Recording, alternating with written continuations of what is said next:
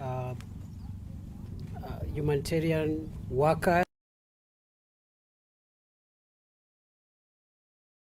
State is give me privilege. It's a great privilege for me to return here again. This is solidarity with the officers here, the volunteers here, civil society here, the press who have come here for months.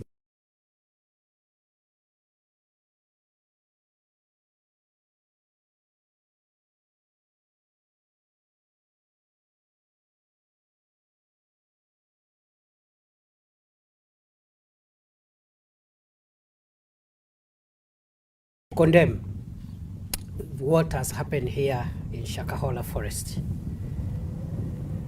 On today's occasion, we've been able to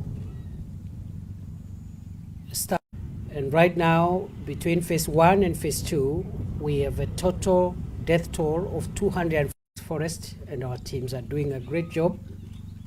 I would like to emphasize that we, Homicide Directorate or unit, are doing a good job. They are observing the laws of our country, and they are also basically an exercise that we are leading ourselves, and we have told our friends when need be in the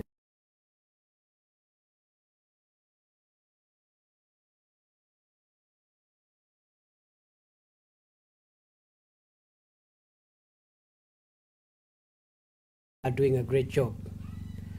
So we don't know, again, unfortunately, we don't know how long this will take. But as soon as we are satisfied that we need again to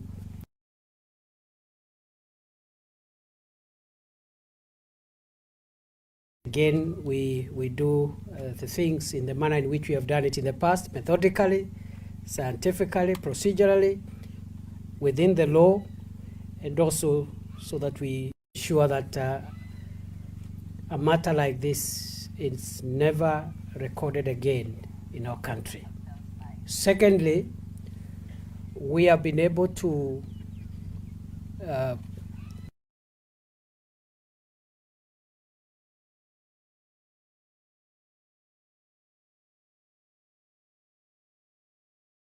graves, and that process is ongoing well. As I've said, it is progress, and also to aid the search for graves. A decision has been taken to open forest, whether they are dead or they are alive. We will get them, and for that to happen, we have been supported, and the multi-agency teams here, we've been supported by the Kenya Defence Forces to open enough security roads. And therefore, one of the things we've done with my colleagues here is to go and oversee that process of opening up of security roads within this ranch, so that we can have a systematic search and rescue for victims and for of time. But as I said, complex crimes of this nature and this magnitude cannot be processed instantaneously. They require time.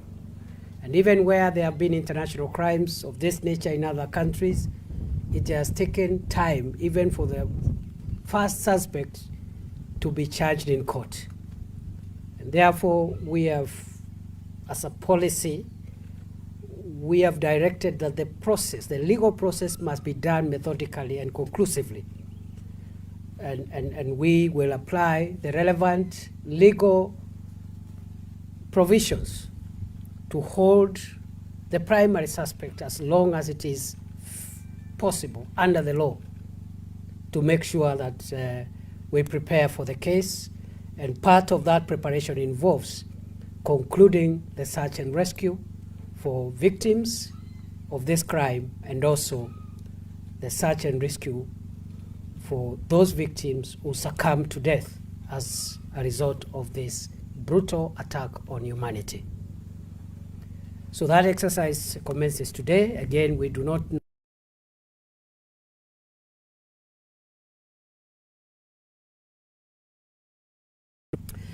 In the meantime, the search and rescue continues. We have not recorded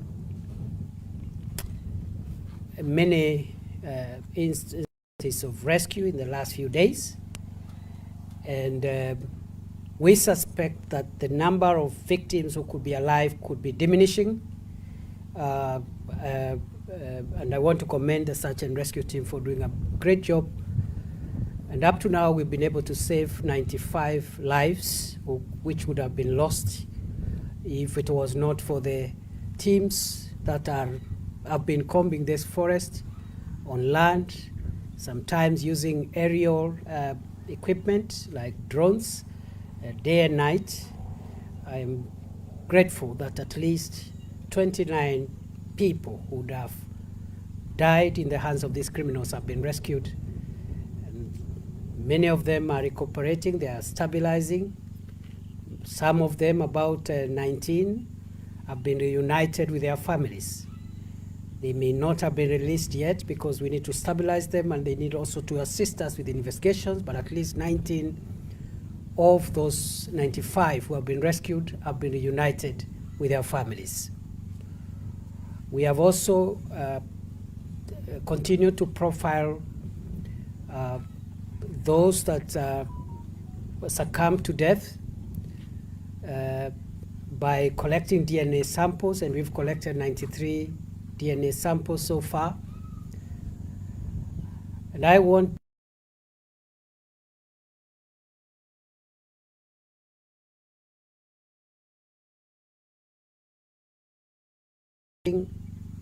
of DNA examinations and the processing of the results of DNA takes a little bit of time, but we are almost there in terms of providing a